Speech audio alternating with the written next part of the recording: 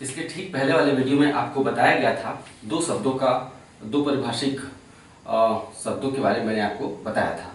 एक आर्थिक समृद्धि और दूसरा आर्थिक विकास।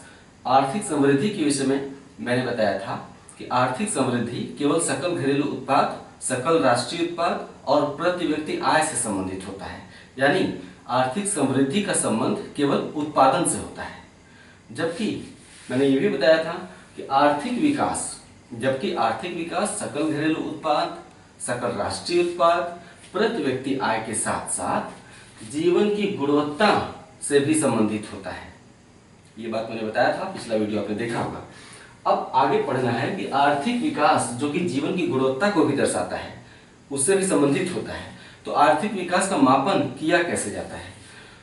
दुनिया में आर्थिक विकास के मापन के कई तरीके विकसित कर लिए गए हैं। अलग अलग देशों में, दुनिया के सभी देशों में अलग अलग देशों में आर्थिक विकास का मापन कैसे हो, इसके लिए कुछ तरीके ईजाद कर लिए गए हैं। यही इसमें पढ़ा जाएगा। क्यों? क्योंकि परीक्षा की दृष्टि से महत्वपूर्ण हो जाता है, क्योंकि अक्सर सवाल यहाँ से उठ जाते हैं। ठीक है, मैंने पहला फैक्ट लिखा है कि आर्थिक विकास का मापन जीवन की गुणवत्ता को प्रभावित करने वाले चरों, चर मतलब फैक्टर्स, आर्थिक विकास का मापन जीवन की गुणवत्ता को प्रभावित करने वाले चरों से बने सूचकांक के आधार पर किया जाता है। जीवन की गुणवत्ता को प्रभावित करने वाले चर कौन कौन से हो सकते हैं? किसी व्यक्ति के जीवन की गुणवत्ता कैसे प्रभावित होती है, ऐसे कौन कौन से चर हैं? उसका इनकम होता है, इनकम अच्छी है कि नहीं है, स्वास्थ्य अच्छा है कि नहीं है ना, शिक्षा व्यवस्था कैसी है, शिक्षा का स्तर कैसा है, जीवन प्रत्याशा, है ना, लाइफ एक्सपेक्टेंसी इसको कहते हैं। लाइफ एक्सपेक्टेंसी, जीने की अधिकतम सीमा की, जैसे कि भारत में महिलाओं की जीवन प्रत्याशा अधिक है और पुरुषों की अपेक्षाकृत कम है। यानी महिलाएं अधिक आयु तक जीती हैं और पुरुष अपेक्षाकृत कम आयु तक जीते हैं। तो भारत में महिलाओं की जीवन प्रत्याशा या लाइफ एक्सपेक्टेंसी अधिक है और पुरुषों का कम। अब आप समझ गए लाइफ जीवन प्रत्याशा क्या होती है? ठीक है, तो ये है जीवन की गुणवत्ता को प्रभावित करने वाले चर। फिर से सेंटेंस बढ़ गए हैं। आर्थिक विकास का मापन जीवन की गुणवत्ता को प्रभावित करने वाले चरों से बने इंडेक्स के आधार पर किया जाता है। इंडेक्स क्या होता है? सूचकांक क्या होता है? बहुत ही सरल होता है, सिंपल सी बात है। हम किसी देश को लेके आपको ले लेते हैं, आप ही को, आप सभी लोग अपने अपने को मान लीजिए। हम आपके आर्थिक विकास का आज मापन करते हैं। आइए, ठीक है, अब हम आपके जीवन की गुणवत्ता को प्रभावित करने वाले चरों को लेंगे। अगर हमें आपके आर्थिक विकास का मापन करना है तो मैं क्या करूंगा?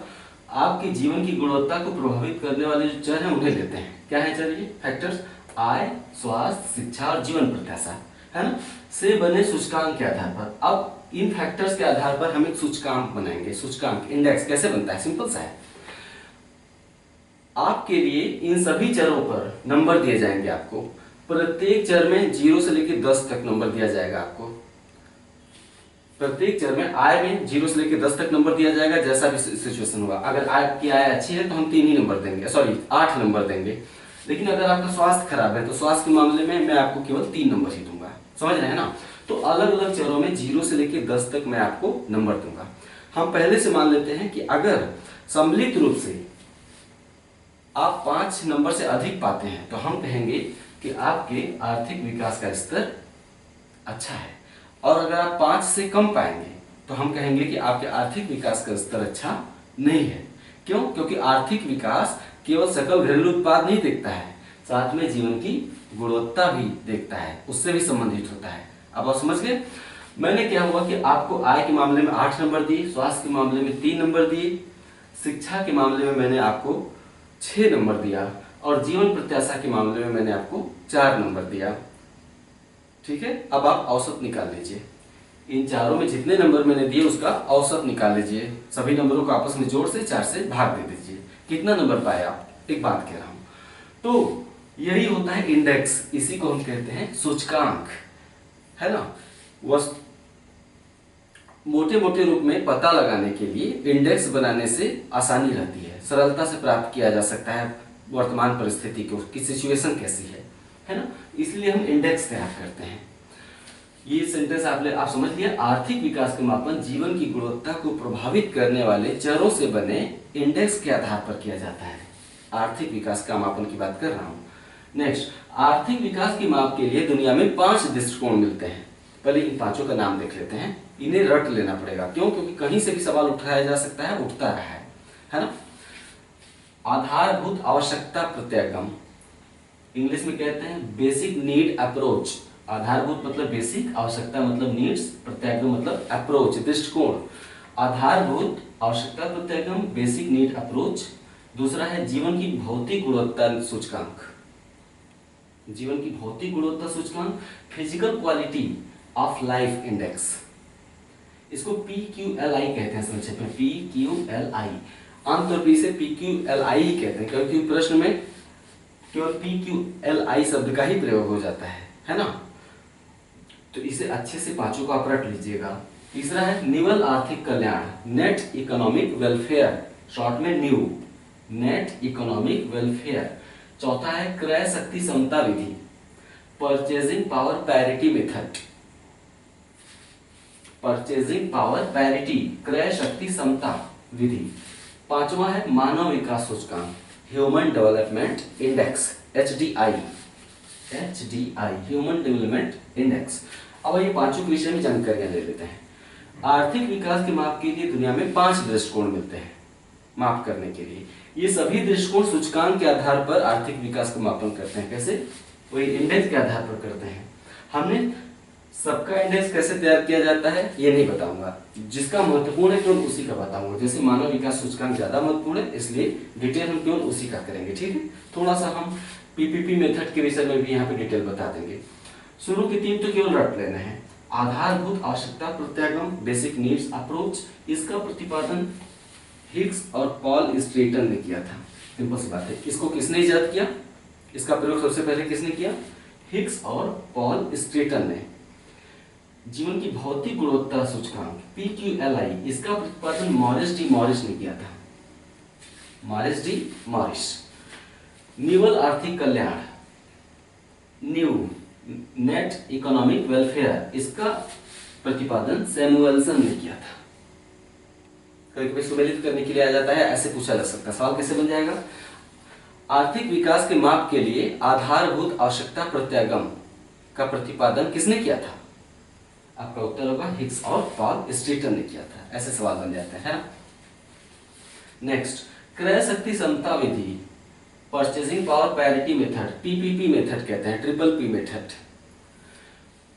PPP मेथड, क्रय शक्ति समता विधि का प्रतिपादन विश्व बैंक ने किया। लिखेंगे, सारा कुछ लिखते चले जाएंगे आप। विश्व बैंक विभिन्न देशों में रहन सहन की तुलना करने के लिए PPP के द्वारा क्या किया जाता है?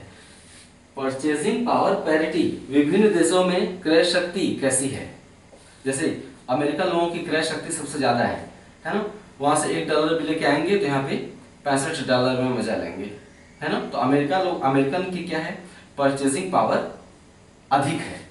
और गरीब देशों जैसे श्रीलंका, भूटान की परचेजिंग पावर बहुत ही कम है, यानी उनकी मुद्रा का मूल्य बहुत कम होता है ना।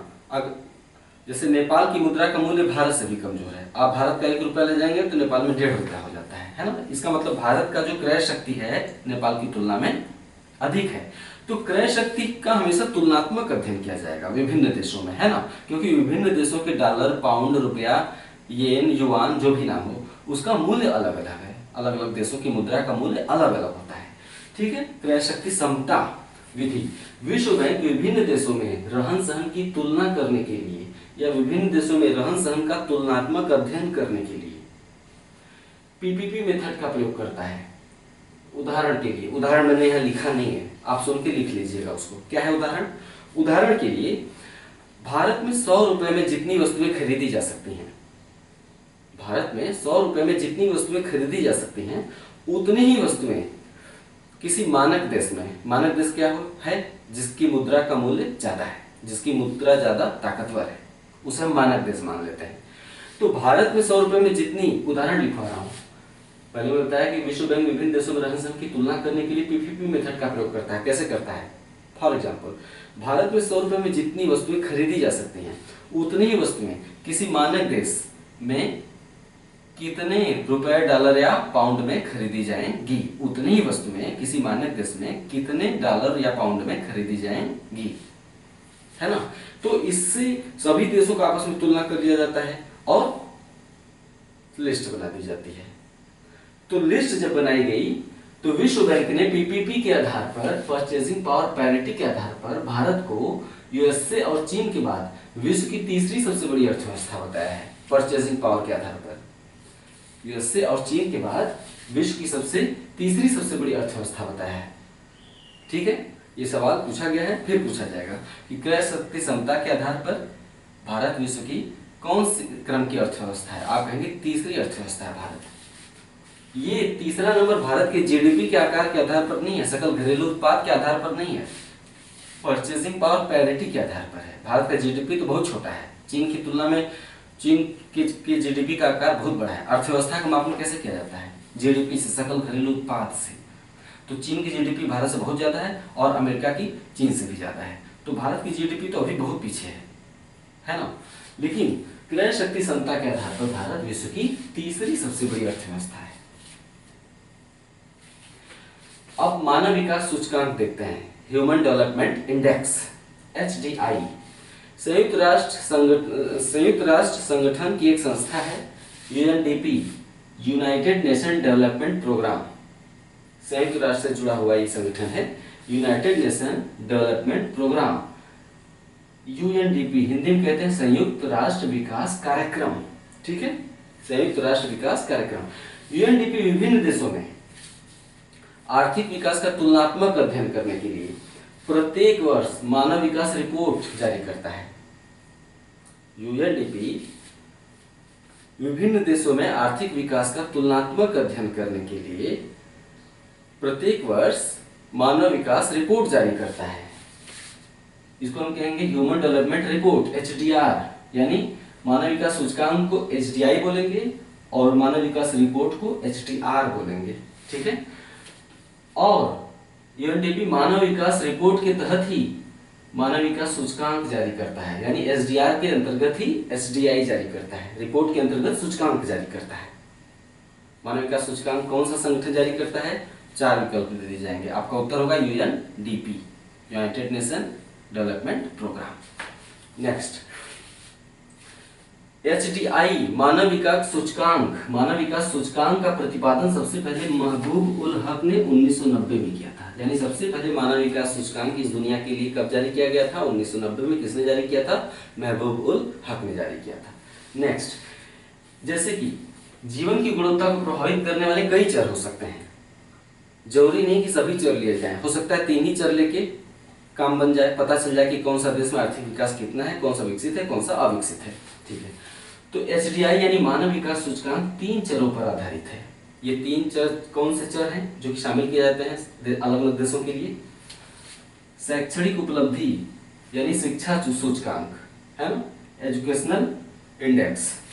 जन्म के समय जीवन प्रत्याशा यानी स्वास्थ्य सूचकांक। प्रति व्यक्ति आय सूचकांक, इनकम इंडेक्स, है ना। तो 3 है, शिक्षा, स्वास्थ्य और आय, है ना। एजुकेशन, हेल्थ और इनकम। एजुकेशन, हेल्थ और इनकम, इन तीनों को आधार बनाया जाता है। किस लिए? मानव विकास सूचकांक को जारी करने के लिए। यानी प्रत्येक देश को जो रेटिंग दी जाती है, किस आधार पर दी जाती है? मानव विकास सूचकांक में प्रत्येक देश को जो रेटिंग दी जाती है, इन्हीं 3 चरों, इन्हीं 3 फैक्टर्स के आधार पर दी जाती है। ठीक है, इसे याद कर लेना बड़ा जरूरी है। हमेशा ये पूछता रहता है कि मानव विकास सूचकांक कितने चरों के आधार पर जारी किया जाता है? 2, 4, 6, है ना, या 3 एक विकल्प में है, तो आप 3 चुनेंगे। साथ ही निम्नलिखित में से कौन सा चर मानव विकास सूचकांक का आधार नहीं है, तो आपको चुनना होगा। ये तीनों जरूर होना चाहिए विकल्प में, इसके अलावा जो विकल्प होगा उसी को आप चुन लेंगे कि ये आधार नहीं है, तो इसे याद करना पड़ेगा। पहले तो ऐसे याद कर लीजिए, शिक्षा, स्वास्थ्य और आय। इंसान को 3 ही चीजें चाहिए होती है ज्यादातर। सबसे पहले शिक्षा, स्वास्थ्य सही होना चाहिए और आय, ये तीनों सही है तो सिर्फ बाकी कुछ नहीं चाहिए। भौतिक चीजों की बात कर रहा हूं। तो एसडीआई 3 चरों पर आधारित है, शैक्षणिक उपलब्धि, जन्म के समय जीवन प्रत्याशा और प्रति व्यक्ति आय। इसे रख लीजिएगा बढ़िया से, गंभीरता से इसे लीजिएगा जो मैं बता रहा हूँ। नेक्स्ट, एसडीआई का अधिकतम मूल्य 1 होता है। कितना? 1। मानव विकास सूचकांक का मतलब मानव विकास सूचकांक में जो रेटिंग दी जाती है कहां से कहां तक दी जाती है? 0 से लेकर 1 तक दी जाती है।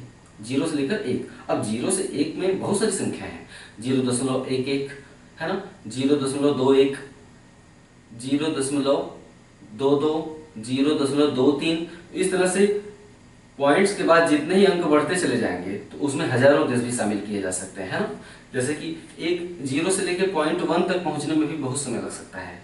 जैसे 0.111, फिर 0.112, 0.113, है ना।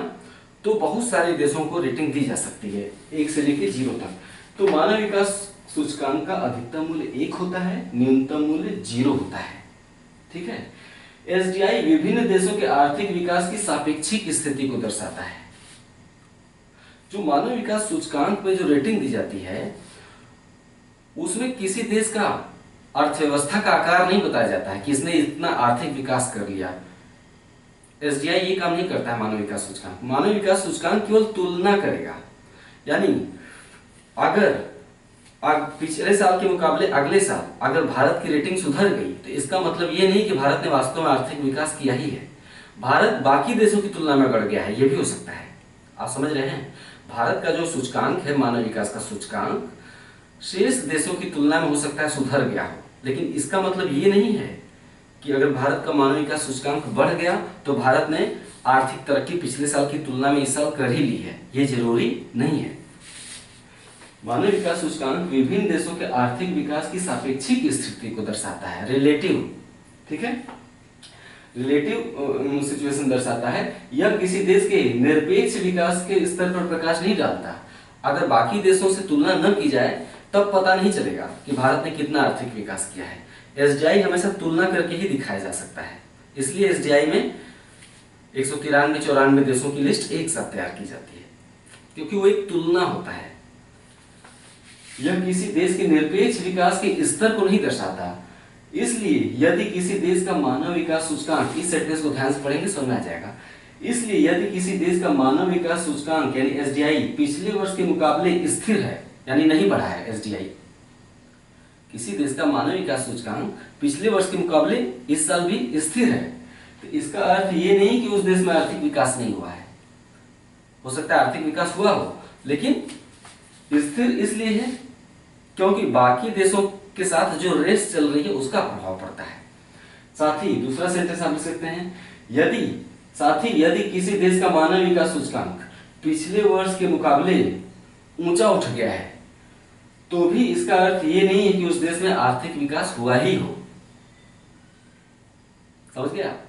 इसको आप अच्छे से मेरे वीडियो को 2-3 बार घुमा घुमा के बैक करके सुन लीजिएगा, समझ में आ जाएगा, क्योंकि यहां से सवाल पूछे जा सकते हैं। नेक्स्ट, भारत का मानव विकास रिपोर्ट। भारत अपने राज्यों, भारत में 29 राज्य है ना, इससे पहले 28 थे, तो भारत अपने 28 राज्यों में आर्थिक विकास की तुलनात्मक स्थिति जानने के लिए स्वयं भी अपना मानव विकास रिपोर्ट जारी करता है। भारत मानव विकास रिपोर्ट क्यों जारी करेगा? 28 या 29 राज्यों में आर्थिक विकास की तुलना करने के लिए, क्योंकि मानव विकास रिपोर्ट में केवल तुलना ही की जाती है, निरपेक्ष विकास नहीं दर्शाया जाता है, आर्थिक विकास। तो भारत का मानव विकास रिपोर्ट 2011, भारत का मानव विकास रिपोर्ट को इंग्लिश में क्या कहेंगे? Indian human development report, ISDR। अभी तक SDR था, अब क्या हो गया? उसमें इंडियन हमने जोड़ दिया, ISDR हो गया, है ना। ISDR मतलब Indian human development report, Bharat का मानव विकास रिपोर्ट 2011। भारत ने अपने राज्यों के आर्थिक विकास को दर्शाने के लिए अब तक 2 बार ISDR जारी किया है। भारत मानव विकास सूचकांक 2 बार जारी किया है।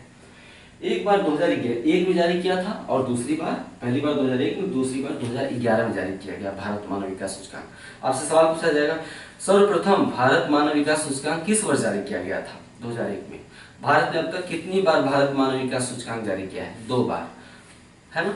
भारत ने पिछली बार मानव विकास सूचकांक कब जारी किया था? 2011 में। बहुत तरह से सवाल बन सकते हैं, ठीक है। ISDR यानी भारत मानव विकास रिपोर्ट 2011 का शीर्षक थीम था 2011 वाला, ये 2011 में जब रिपोर्ट जारी की गई तो भारत मानव विकास रिपोर्ट 2011 का शीर्षक थीम था सामाजिक समावेशन की ओर, towards social inclusion. Towards social inclusion यानी सामाजिक समावेशन की ओर। सामाजिक समावेशन क्या है?